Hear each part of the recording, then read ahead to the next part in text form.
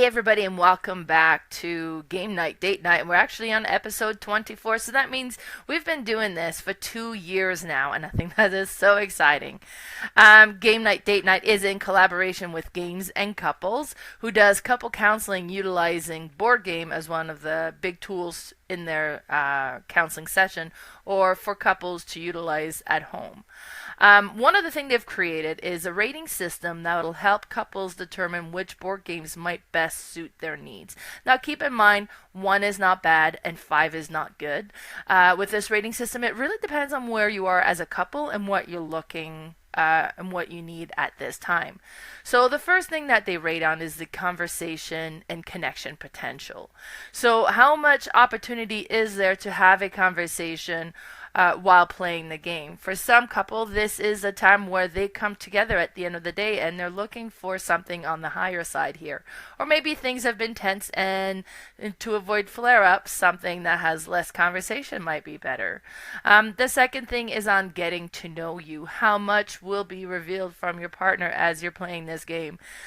Some things, there's lots of strategy going, so you can kind of really get a sense of how they feel. Or how they think, or sometimes it's a cooperative game where you're going to work together and kind of come up with solutions together, and sometimes it's I'm doing my thing, you're doing your things, and it's actually very low on this score. And the final thing that we score on is potential for hurt feelings and conflict. Let's face it, board game, oftentimes you're competing for a winner, so depending on how the game does that, sometimes there's a lot of take that element. Will that cause flare up in the relationship, or is this a good opportunity to deal with confrontation in a controlled environment? Now, every week we do showcase a game of the week, and for the month of January, I concentrated on games that reminded me of Catan. So, Catan is a game that's done a lot in the hobby. This was published, I think, in 1998, so quite a while ago, maybe even before that. But it's in a bit of an older game that I still to this day enjoy quite a bit, and my partner Lee especially enjoy this one. So every game that I've showcased this week is a game that reminded me a little bit of Catan and its mechanisms. So the first one is Plunder. So rating wise, I've given this one for communication connection potential a 3 out of 5. So in this game, you're going to be collecting resources. You're going to be trading those resources to get pirate ships, or add sails to it, or add cannons to it. And then you're going to go around the map battling for control of islands, or you can actually also battle the other pirate ships on the board. And very much like Catan, the first one to reach 10 points is the winner. So you will do that by having your ships. You'll do that by controlling the island. You will also get some plunder point cards that'll be worth 1 victory points as well. In the getting to know you, I'm also giving this one a 3 out of 5 because it is interesting to see what your partner is going to do. Are they going to beef up their pirate ship, or are they trying to go for more control, or are they chasing the treasure all the time? Just to see how they play the game is interesting. Hurt feelings and conflict, I'm also giving this one a 3 out of 5. It really depends on how you play the game. Every time I've played the game, it's been mostly friendly. But if you concentrate on gaining your points by taking the points away from your partner, then that kind of raises up the conflict level. And as I mentioned, you can battle each other in this game. You can take over their island that they've already collected.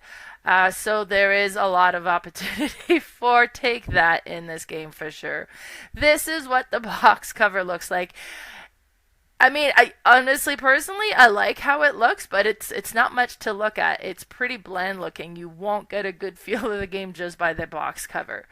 However, the components in this game is unreal. You have these nice, big, chunky pirate ships, and you'll have your little pirates on the back there. If you ever lose all your pirates, your ship sinks, so and it goes back into your stuff. Then you add these sails to it and the cannons, and the production of this game is just beautiful. And you have all these tiles that you put together because the board is modular. So every time you play, the map will be a little bit different, and they're double-sided, and there's 6 of them. Now, if you're playing a 2-player game, you're just going to make the board a little bit smaller, and it'll be 4 map tile instead of 6. Beautiful, beautiful game. I quite enjoy this one. And then just drawing the resources and spending these resources in different combination in order to be able to upgrade your pirate ship really reminded me of Catan. The next one I'm going to be talking about is Terra Nova. So Terra Nova is kind of like a new game that they made out as a more like a lighter version of Terra Mystica, if you've ever played that one. With Terra Nova, the first time I've played this one, it really is like, oh wow, this is Catan next level. So you still have the map, you're still putting your buildings onto the map, and like the maps have different terrains, and as the species that you select, only one terrain you can build, so you may have to terraform the land you want to build on in order for it to meet your requirements. It is a very neat game, but let's look at the rating on this one. Conversation and connection potential, I'm giving this one a 3 out of 5. It's a turn-based, so each round you're going to take turn activating one action until you have to pass and you can do no more. Either you've run out of money, you've run out of magic, which I think they're calling power in this game, and you just can't do any more, or you choose not to, and then you would pass, and then you take all these different actions. Actions can be fairly straightforward. You can, add buildings onto the board. You can activate one of the side action that would require you to spend your power, which is your magic, in order to activate. Your money can be a little bit limiting in this. And then what's interesting as well is each character that you would play as plays it differently. In the getting to know you, I'm giving this one a 4 out of 5. I find this one definitely has a lot more strategy to it. There's a lot more you got to decide on what you want to do. So it's a lot more revealing as to how you think, how you strategize.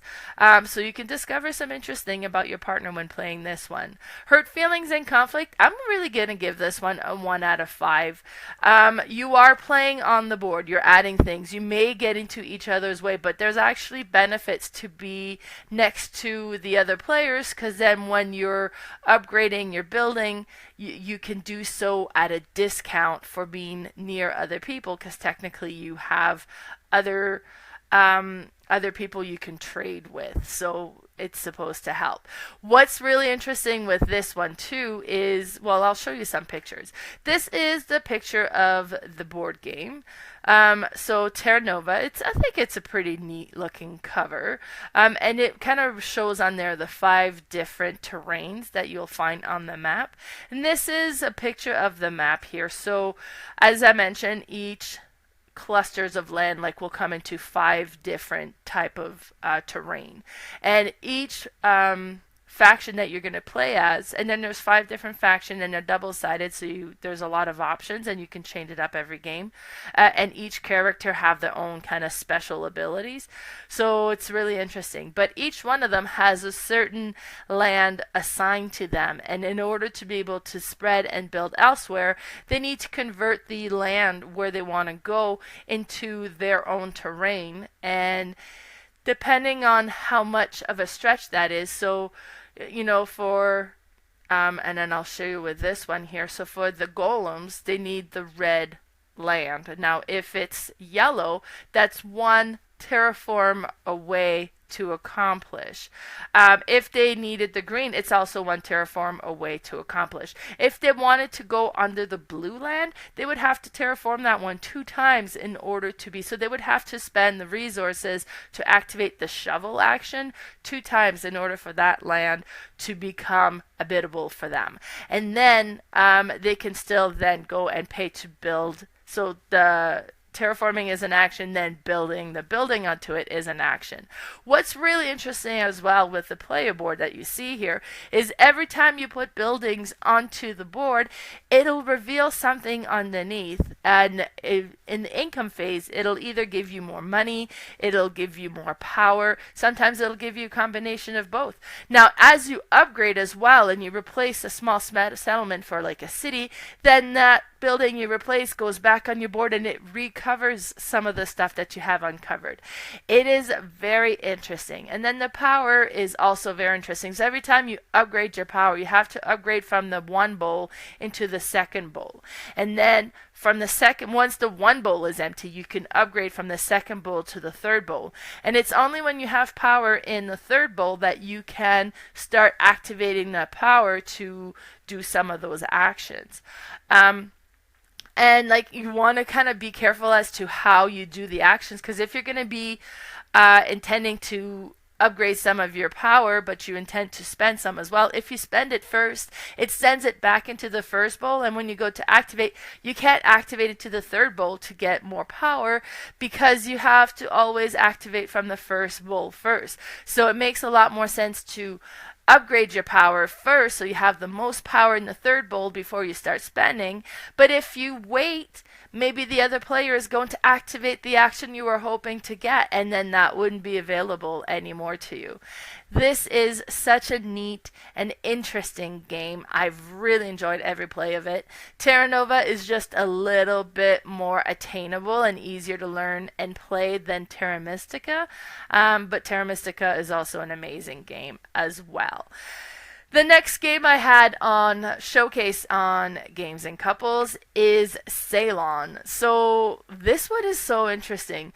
Ceylon is the old name for Sri Lanka, and Sri Lanka used to be a big export of coffee, and at one point they had a really bad disease go through all their coffee plantation that destroyed all the crop. And to avoid financial ruins, they've converted their crops into tea, and to this day they're still one of the biggest tea importers. And this game is all about this, and the first time I've played it, I was just blown away at how good the game was. So, conversation, connection, potential. I'm giving this one a 2 out of 5. There's a fair bit going on and deciding things you need to decide. And it's also one of those games where every action, everybody's doing something. So, being that it's a busier game, there's less opportunity to hold a conversation while playing it. Getting to know you, I'm giving this one a 3 out of 5. There's a lot to kind of figure out. When you do an action, you got to decide which action you want to do and which action you're going to leave for the other players. So there's a lot to decide. There's a lot of strategy behind it, but a lot of that strategy is still, you're not going to be like open about it because you're trying to, accomplish certain things without announcing what you're working on so that the other players don't get in your way. Hurt feelings and conflict, I'm going to give this one a 2 out of 5. This has a area control element to it, so you can kind of get into other people's way. There's also contracts you're trying to accomplish, and it is frustrating if you're like saving and collecting all the teas that you need in order to be able to go and do that contract, and then they beat you to it just as you get what you need. So that can happen in this game as well. This is the look of the box. I think it's a neat looking box. It's ornate and nice bright colors. And this is the board. Now the board is very interesting. So you have the map, and then you have these cardboard pieces that you'll add to each section of the map, and then you add a single one on top of that. So there are 3 layers to the board. So base layer, if you build a plantation there and collect tea from a base, the base, you're going to be generating black tea. If you're on the second level, then you're going to generate green tea, and if you're on the top location, you're going to generate white tea. Now if you followed, that means there's only going to be 4 spots to make white tea, so you want to make sure you get there if so that you can kind of build one up. One thing that's very interesting as well, though, is you are not limited to your own plantation to generate tea. Depending on where your worker is, you can be like, okay, I'm going to activate the where you're going to gather tea action, and you get to activate that with all the plantation that you are surrounded by and kind of touching, even if they're not your own. So that's great, being that white tea could be so limiting. Every player gets their own little wooden tea leaf color, and that's where it's going to show where the plantations are, and that's going to really count on the area control side of things. And where you can see there, we have the card that's face up, and you have the action on the top and the action on the bottom. So every card has two actions, and you're going to decide which action you want to activate, and you put the card so that the top action is going to be your action. Everybody else is going to do that bottom action if they can. Sometimes they need to have resources to activate it, and if not, you can always do the middle action, which is collecting money and moving your worker. So there is no downtime. Every round you're doing something. Every district has a person associated with it, a political person associated with it, that if you create a link with them, they'll give you special abilities that you can activate in the rest of the game.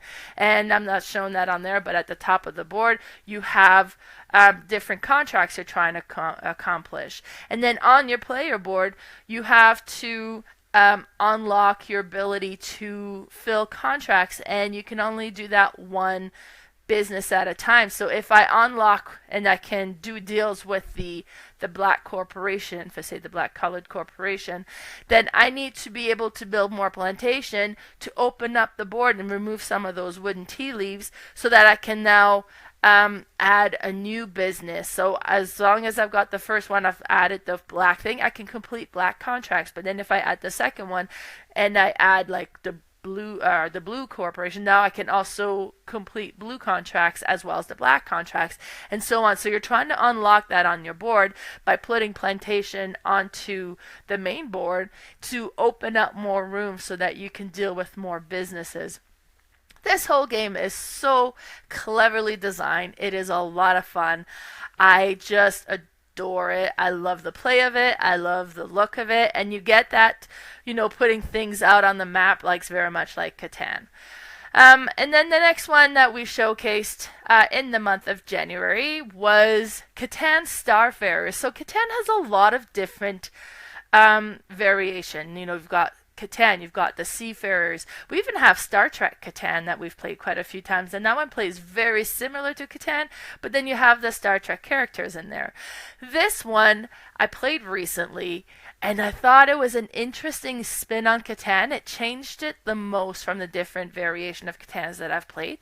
And with this one is you are exploring space, and you need to kind of spread out through space. So everybody starts on the same side of the board, and then you have a few of your things put up there, and you have your main base. And every time you're going to create spaceship or trading post, they're always going to send out from your main base and trying to spread across.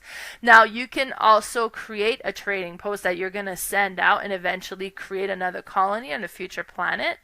If you collect the right resources and build that, then once you've created that, you can also ship out from that new location.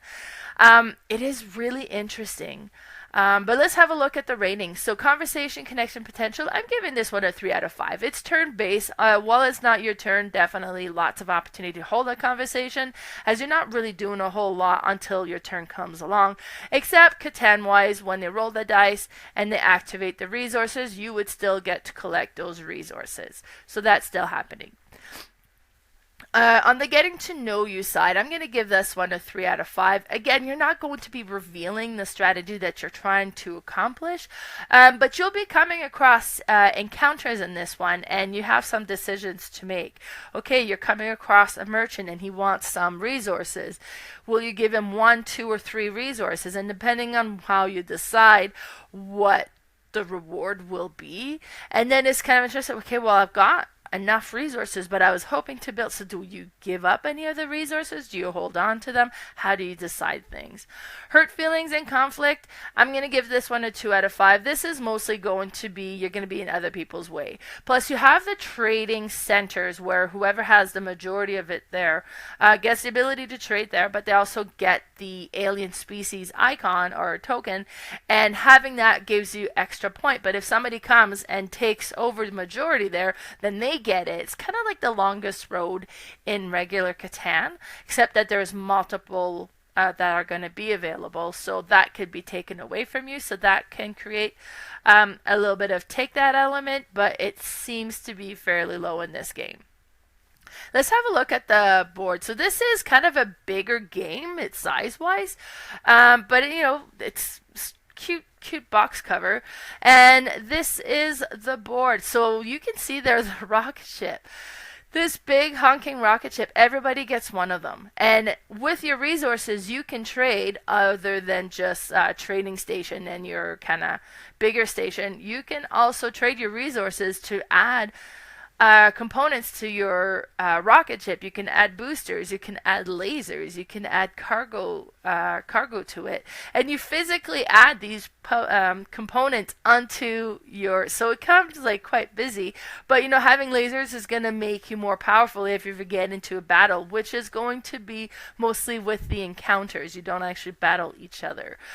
Boosters is going to allow you to move a little bit further, and then cargo is going to allow you to be able to carry more on your ship. And then what's really interesting with it is as you come across different things, you need to shake this, and you would shake this thing and put it upside down, and on the bottom a couple of beads are going to fall in the bottom section, and depending on what color beads falls into it, the value or score that's associated to your roll, and that, as I mentioned, you would need in different encounters and such. So still very much Catan, but this is probably the Catan that to me has felt the most different, and it adds a lot of interesting element to it. Then the next game that we showcased this month was Kingdom Builder. So Kingdom Builder is an older game, but this one is pure put stuff on the map, and I quite enjoy that. So connection, conversation, potential, I'm giving this one a 3 out of 5. On your turn, you're going to have cards, and you're going to pick a card that's going to have a different terrain, and then you're going to put 3 of your little buildings on that particular terrain. Now, it's going to have to touch your other buildings if it can. If it can't, then you can branch out elsewhere on the map. Being able to branch out sometimes is helpful as well. It gives you more areas that you can kind of go to, but also each game's going to have different goals, and depending on the goals that are available, maybe you want to have different clusters of your buildings. So it's just really neat. You put all these things, and then you score the gold cards. You score what your building is touching. If it's touching a castle, you would get points for that. And then there's different location that if you connect to, you would gain that ability, and there's an ability that you can activate. So let's have a look at the rating on this one. Conversation, connection, potential, 3 out of 5. You're constantly putting stuff on there. You're kind of verifying what's going on, trying to figure out where you want to put again with the cards that you have. So there's a little bit of strategy to it. So you might be busy kind of trying to figure out what you want to do on your turn when your turn comes.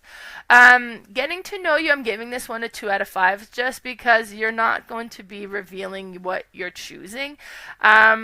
Because you don't want them to know which goal you're going for, so they don't block you and that they don't get in your way. Now, hurt feelings and conflict, I had put a 1 out of 5. My personal experience on this is, yes, you can get into each other's way, but there's no attack. They can't undo anything you've done onto the board, so the conflict or the take that feeling is a little bit low. But if you are trying to accomplish a goal and they purposely block you, I suppose, I haven't come across that a lot when in my games, but after I had posted this, there was a few comments about my experience was there was a lot more take that than you're letting on, but they're saying they loved it about it. That made the game more interesting for them. So this is the cover of Kingdom Builder. I think it's a beautiful cover.